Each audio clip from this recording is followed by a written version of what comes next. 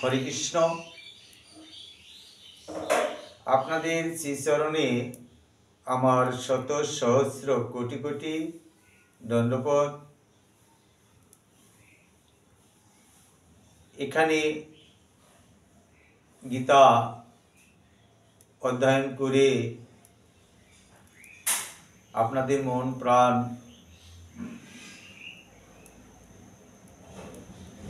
বিগলিত করব, সে ভক্তিটুকু আমার নেই।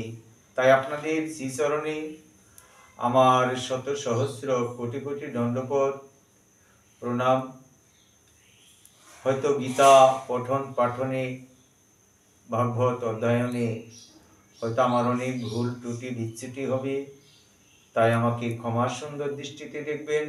জয় নিতাই, জয় গৌর হরি, জয় রাধেশ্যাম, হরে কৃষ্ণ।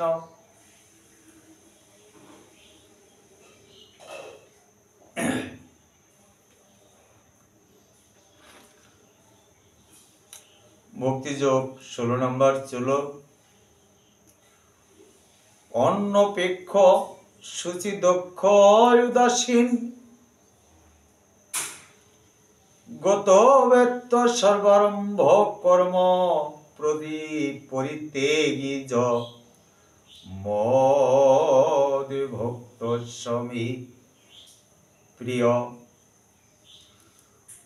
লোক ব্যবহারী ভক্ত সদা নিরপেক্ষ, উদাসীন গত ব্যর্থ শুচি আর দক্ষ। শুচি হয় মোর ভক্ত, ব্রহ্ম সেই স্বভাবে, জাতি বৃদ্ধি নাহি কর ভক্ত সেই বৈষ্ণবী। এখানে বাবা লোক ব্যবহারে ভক্ত সদা নিরপেক্ষ থাকতে হবে বাবা।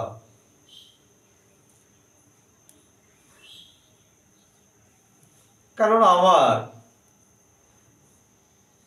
একজন ভক্ত যদি সেভাবে না থাকতে বা নাই বা পারল, নিরপেক্ষ কারোর পক্ষপাতিত নয়, তার কাছে এই বিশ্ব চরাচরে যাহা কিছু আছে সবই তার কাছে সমতুল্য, অর্থাৎ ভগবান স্বরূপ। তার তো কোনো পক্ষপাতিত থাকার কথা নয়। তাই তিনি হন উদাসীনী।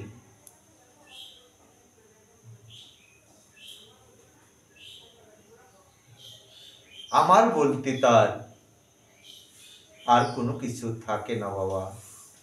তাই শুচি হয়ে মোর ভক্ত, ব্রহ্ম সে স্বভাবে, জাতি বৃদ্ধি নাহি কর ভক্ত সে বৈষ্ণবী। তার তো কখনোই জাতিভেদ নেই।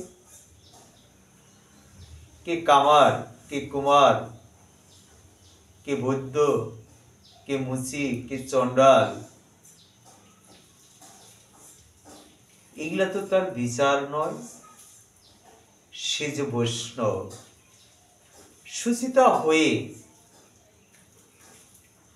তিনি ভক্ত হলেন, তার স্বভাবটুকু থাকতে হবে বৈষ্ণবীয় ভাব। তার বলতে তো আর কোনো কিছু নেই। তাই যিনি নিরপেক্ষ, শুচি এবং দক্ষ, উদাসীন, তার তো কোনো ঊর্ধ্ব, শূন্য এবং সমস্ত কর্মে ফল ত্যাগী। তিনি কর্ম করে চলছেন, কর্ম করছেন, কিন্তু তার যেন চাওয়ার এবং পাওয়ার যেন না থাকে। আমার যদি চাওয়া এবং পাওয়ারই যদি আকাঙ্ক্ষা থাকে বাবা, তাইলে বৈষ্ণবত্ব বা রইল কোথায়? যে বৈষ্ণব সুচিতা হয়ে একাগ্র চিত্রে একমাত্র গৌর গোবিন্দে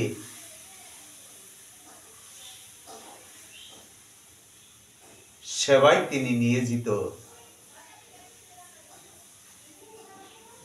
তার তো কোনো চাওয়া পাওয়ার থাকার কথা নয়। তাই বা যদি হলো, তাইলে বৈষ্ণবত্ব বা থাকে বা কোথায়? তাই তার তো কখনোই জাতিভেদ নেই। তাই এখানে বললেন তিনি আমার সমস্ত কর্মের ফল ত্যাগী, তিনি একমাত্র আমার প্রিয় ভক্ত। তার কোনো আশা আকাঙ্ক্ষা কামনা বাসনা লোভ লালসা যে ভক্তের নেই, সেই ভক্ত হচ্ছেন, প্রভু বলেছেন, সেই ভক্ত আমার অতীব প্রিয়। ভক্তকে টাকা পয়সা দান করা যেতে পারে, কিন্তু সেই ভক্তকে টাকা পয়সা এবং দান করতে পারেন, কিন্তু তিনি কখনো সেগুলি পাবার জন্য সংগ্রাম করেন না। তার তো আকাঙ্ক্ষা নেই, কামনা নেই। তার তো এই ঐশ্বর্যের প্রতি তার তো কোনো লালসা নেই। লালসা তো থাকার কথা নয় বাবা।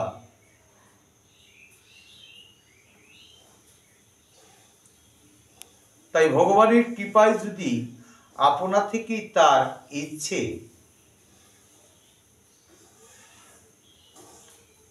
আপনা থেকে তার কাছে টাকা পয়সা আসে, তাতে তিনি বিচলিত হন না। আপন ইচ্ছায় ভগবানের কর্ম করছেন, ভক্ত সেবা দিচ্ছেন, সাধু সঙ্গ করছেন, কিন্তু তার কায়মন বাক্যে ভক্তি সহকারে প্রভু সেবা দিচ্ছেন। যদি কোনো ভক্ত তাহা তিনি দান করেন গোবিন্দের সেবার জন্য, তিনি তা সেটা সাদে গ্রহণ করেন, তাই তাতে তিনি বিচলিত হন না। ভক্ত স্বাভাবিকভাবে দিনে 2 বার স্নান করেন এবং ভগবানের সেবার জন্য খুব সকালে ঘুম থেকে উঠে 3টা, 3:30টার মধ্যে পরম ভক্ত ভূমিথনে উঠেন, উঠে স্নান টান করে আমার গোবিন্দের সেবায় নিয়োজিত থাকেন। তাই ভক্ত সর্বদাই সুদক্ষ, কারণ জীবনের সমস্ত কর্মে যথাযথ উদ্দেশ্য সম্বন্ধ নিয়ে সম্পূর্ণভাবে অবগত এবং প্রামাণিক শাস্ত্র সম্বন্ধে সর্বত্রভাবে নিঃসন্দেহ।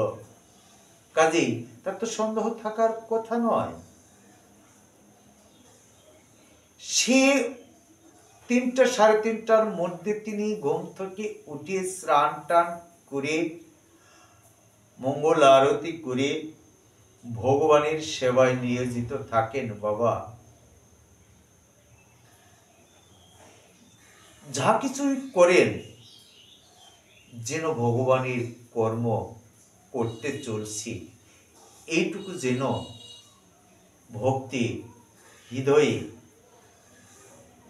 স্মরণ থাকে যে আমি ভগবানের কর্ম করতে চলছি। এবং কর্ম করছি, কিন্তু সে ভক্তির যেন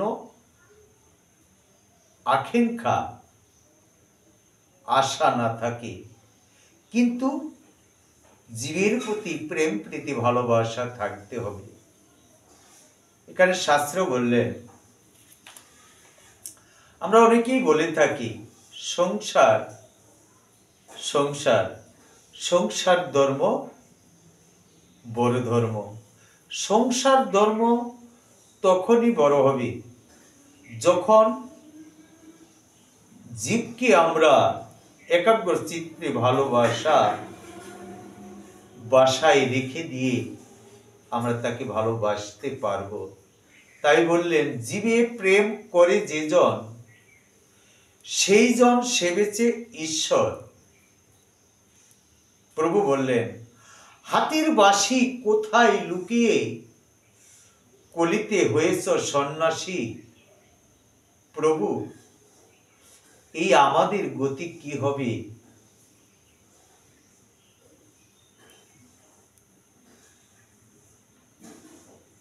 প্রভু কৃপা করি তুমি বলো। আবার আরেকটি টিকায় তিনি লিপিবদ্ধ করলেন, জীবে দয়া নামে রুচি বৈষ্ণব সেবন, ইহা হইতে ধর্ম আর নাহি সনাতন। তাহলে জীবের প্রতি প্রেম প্রীতি ভালোবাসা আমাদের থাকতে হবে। জীবের সঙ্গে প্রেম প্রীতি ভালোবাসা বাসায় রেখে দিতে পারলাম না, আপন করে নিতে পারলাম না, তখন আমার কথায় কথায় আমরা সকলেই বলে থাকি সংসার ধর্ম বড় ধর্ম। কিন্তু সংসার ধর্ম তখনই বড় হবে প্রতিপালন তত্ত্ব অবদান করতে না পারায় অধমের কবলে নিপতিত হচ্ছে মানুষ। এইভাবে যদি আমরা ধর্ম করি আর মুখে বড় বড় বলে উড়াই যে সংসার ধর্ম বড় ধর্ম, কেমন করে বড় ধর্ম হলো? জীবের প্রতি প্রেম প্রীতি ভালোবাসাই নেই। তাই সংসার চক্রে পাপে সমুদ্র ডুবে যাচ্ছি প্রতিনিয়তই। একাধারে সংসারটি অনিত্য, নিত্য তো নয়, অনিত্য। আজ আছে, আজকে আমার, কালকে সেটা ছেলে। সংসারে যারা আমরা আছি, হয়তো আমি মৃত্যুবরণ করলে এই সংসার পরিচালনা মালিক হবেন ছেলে, বলবে এটা আমার। কিন্তু আসলে কি সংসারটা আমার? আমরা যেভাবে সংসার করি না বাবা, এটা এভাবে কি সংসার করলে আমরা গৌর গোবিন্দের চরণ পাওয়ার কথা? আর কোথায় কোথায় বলে থাকি সংসার ধর্ম বড় ধর্ম।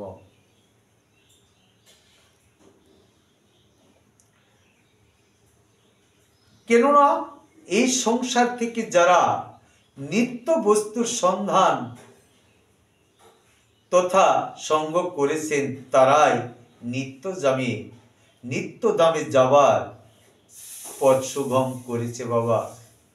যারা সংসারে থেকে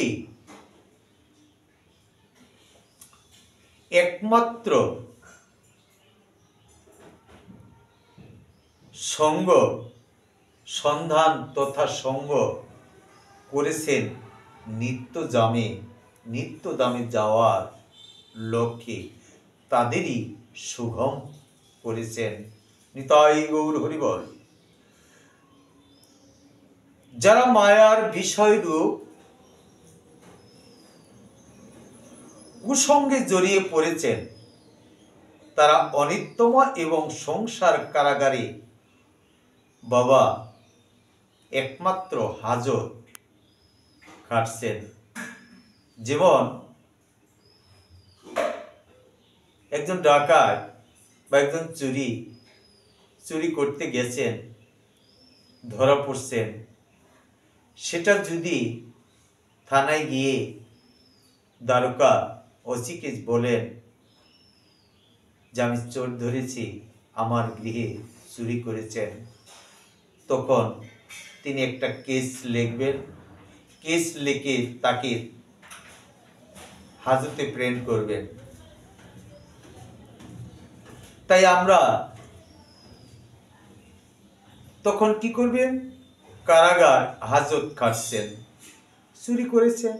তাই আমরা যেন এই সংসারে থেকে যে কর্ম করছি তাতে কারাগারের সমতুল্য বাবা। এমনভাবে যদি আমরা সংসার সংসার বলে গেয়ে বেড়াই, তাহলে সংসারটা কি এভাবে কি সংসার হলো? আমরা গৌর গোবিন্দের সেবায়, গৌর গোবিন্দের সংসারের চিন্তা চেতনা কি কখনো এই অদমের হলো? হলো না বাবা। হয়তো আপনাদের হয়েছে বাবা, হয়তো এই অদমের হয়নি। তাই গৌর হরিবল। তাই সাধুগুরু বৈষ্ণবের ওকালতির জোরে কখনোই কখনোই যাবিনে মুক্তি পেয়ে যায়। একমাত্র সাধুগুরু বৈষ্ণবের কৃপায়। কৃপা না থাকলে তো হবে না বাবা।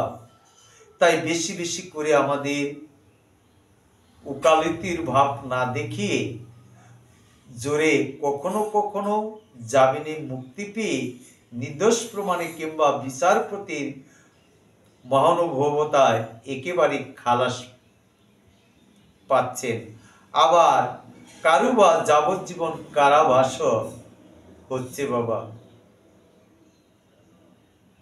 কিন্তু আমরা এমন কর্ম যেন না করি যে জীবন ভরে আমরা হাজত খেটেই যাব।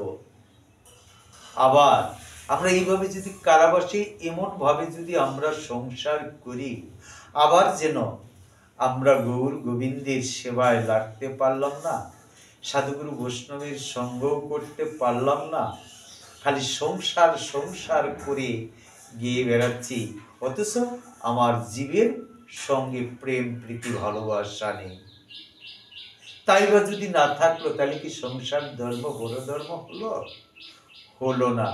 আমরা যেন আবার 84 ফেরে এবং 84 যোনি ভ্রমণ করতে আমাদের না হয়। তাই হরে কৃষ্ণ, আমরা আত্মসুখের জন্য নির্মিত প্রকৃত আত্ম মূল্যবোধ হারিয়ে ফেলি।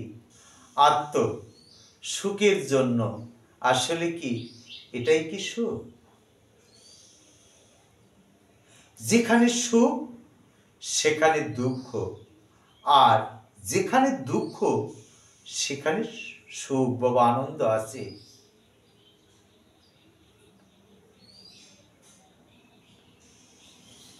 তাই ভোগবিলাসে রাহুর গ্রাসে মনুষ্যত্ব বিকশিত যেন না হয় বাবা। আমরা রাহু গ্রাস করেছেন, সূর্যকেও তিনি গ্রাস করে ফেলেন, চন্দ্রকেও গ্রাস করে ফেলেন। আমরা রাহুর গ্রাসে যেন না পড়ি বাবা। কয়েকদিন আগে চন্দ্রগ্রহণ রাহু গ্রাস করেছিলেন, সেই রকম গ্রাসে যেন আমরা পরিণত না হই। নিতাই গৌর হরিবল।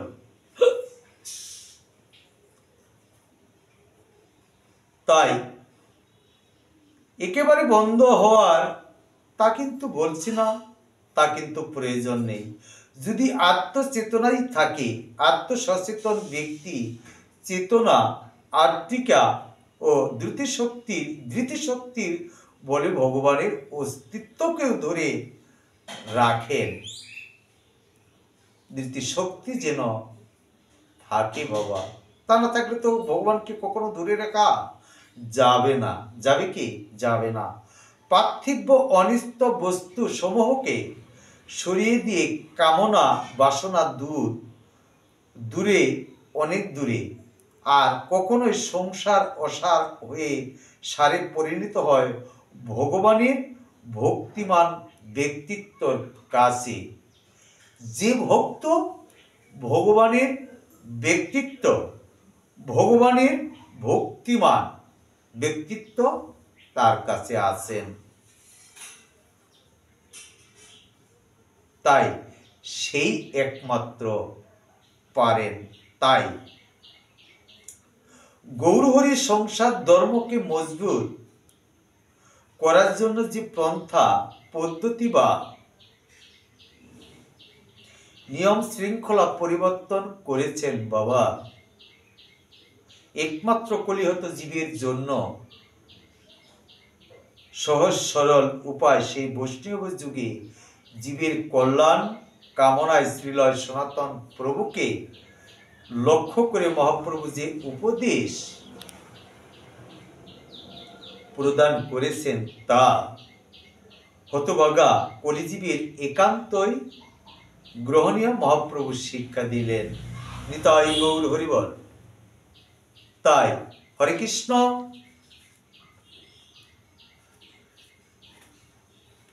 জীবে দয়া, জীবে দয়া, ভগবানকে পেতে গেলে জীবে দয়া তো করতেই হবে বাবা, তা নইলে তাহলে ভগবানকে কখনো পাওয়া সম্ভব নয়। তাই শ্রেষ্ঠ অসংখ্য জীবের মাঝে ঈশ্বরের অস্তিত্ব স্বীকার করতে পারলেই ভগবত ভক্তি সুফল হয় বাবা। এটাই হচ্ছে ভক্তি মার্গের চরম ধাপ। একমাত্র ভক্তি হচ্ছে একমাত্র চরম। নিতাই গৌর হর। তাই দিনরাত কেবল ভগবান ভগবান করছেন, কিন্তু জীবের প্রতি দয়া নেই, মায়া নেই, নেই প্রেম প্রীতি ভালোবাসা। তাহলে কি সংসার ধর্ম বড় ধর্ম হলো? জীবের প্রতি যার প্রেম নেই তার তো ভালোবাসা থাকার কথা নয়। তাই ভালোবাসা না, তা হবে না। এভাবেই ভগবানকে পারবেন না, ওভাবে ভগবানকে পাবেন না। নিতাই গৌর হরিবল। হরে কৃষ্ণ। এখানে বললেন ভালোবাসা না, তা হবে না, ওভাবে ভগবানকে পাবেন না। সর্বভূতেই ঈশ্বর। ভগবান তো এমন কোনো জায়গা নেই, ভগবান নেই এমন কোনো বৃক্ষ তরুলতা জঙ্গম আদি কীট পতঙ্গ যা কিছু আছে এই ধরাতে, তার মাঝে ভগবান নেই। ভগবান তো সর্বভূতে বিরাজিত। তাই সর্বভূতেষু ঈশ্বর এই জ্ঞান না থাকলে সাধন ভজনের পথ সুগম হয় না বাবা। কিন্তু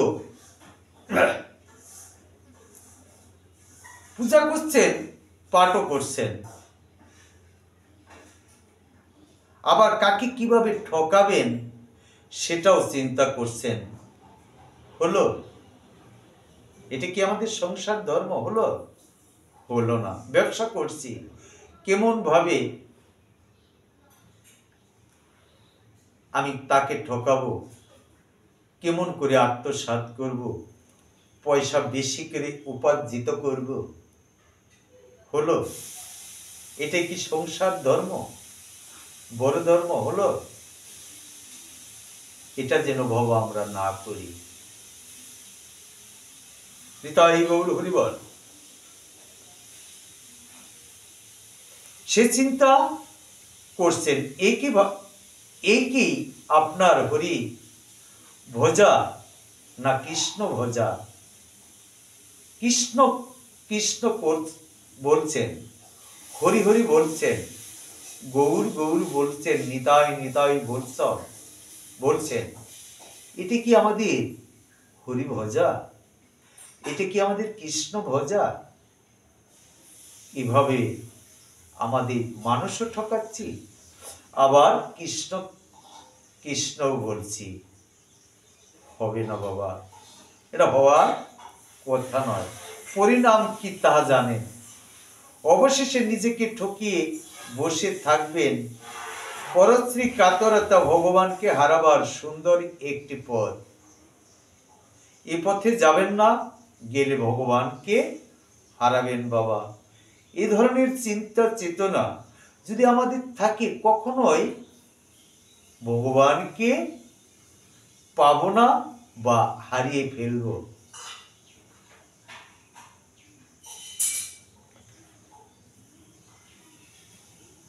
এখানে প্রসাদ পাচ্ছি, কণ্ঠে তুলসী মালা ধারণ করছি, আর গেয়েও বেড়াচ্ছি আমি বৈষ্ণব, প্রসাদ পাচ্ছি, কিন্তু ভিতরে আমার বন্ডামিতে ভরা। হলো? এটা কি কৃষ্ণ ভজন হলো? হবে না। লালসা ছাড়তেই পারি নাই, তাহলে তো হবে না।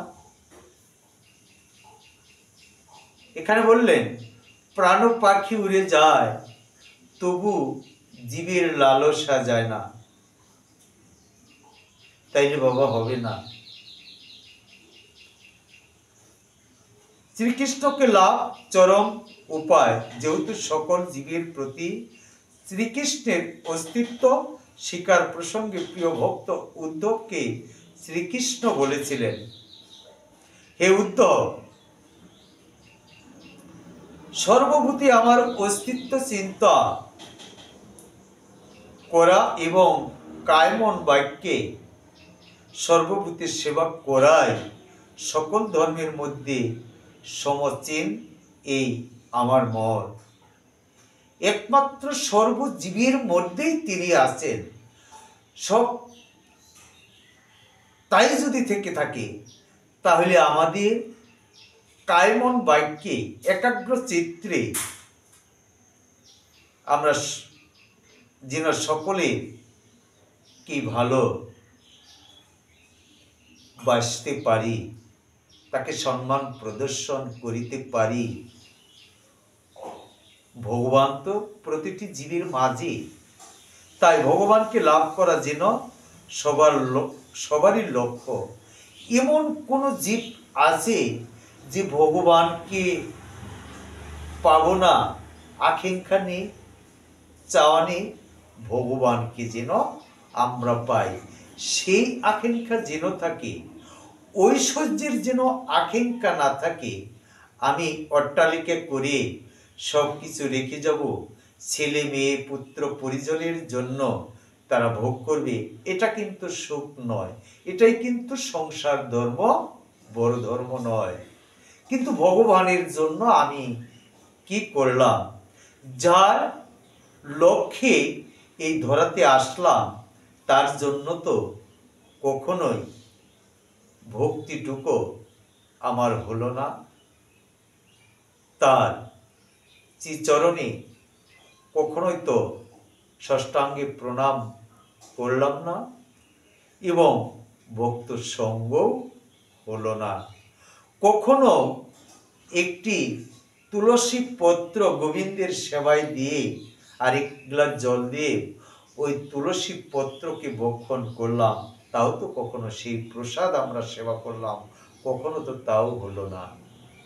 যে তুলসী বিনে গোবিন্দের সেবা হয় না, তাই বলেছিলেন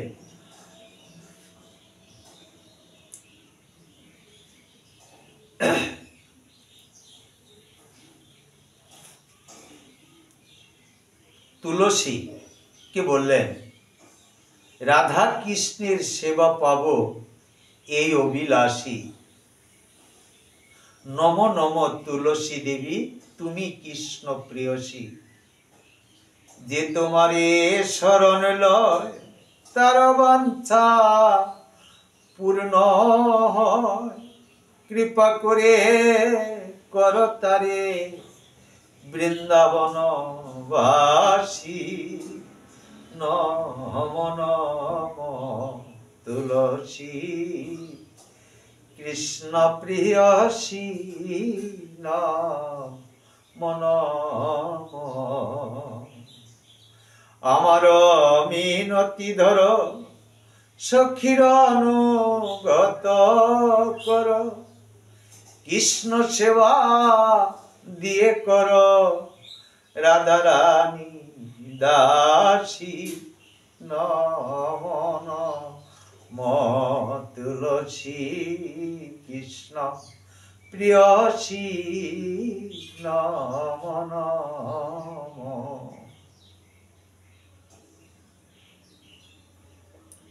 তুলসীকে বললেন,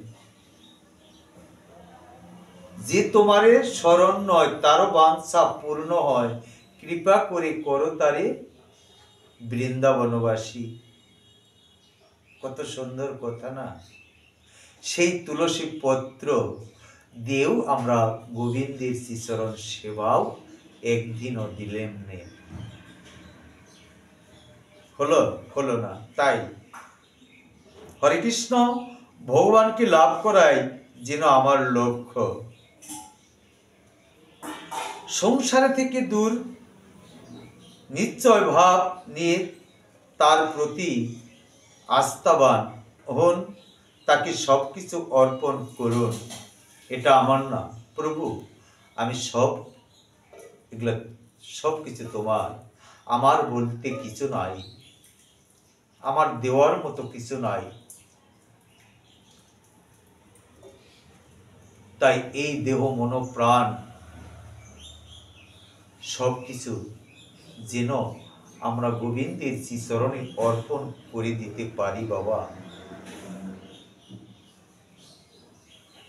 গোবিন্দের শ্রীচরণে অর্পণ করে বা নাই বা দিতেই যদি না পারলাম, তাইলে কি সংসার ধর্ম বড় ধর্ম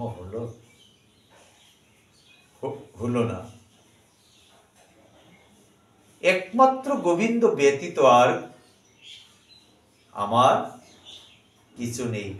আমরা যেন গোবিন্দের সংসার করতে এসেছি, গোবিন্দের সংসার যেন আমরা করতে পারি, গৌর গোবিন্দের সেবায় যেন লাগতে পারি বাবা। তাই তাকে সবকিছু অর্পণ করুন, তাকে পাবার জন্য সাধনা করুন। কারোর প্রতি বিদ্বেষ মনোভাব রাখবেন না।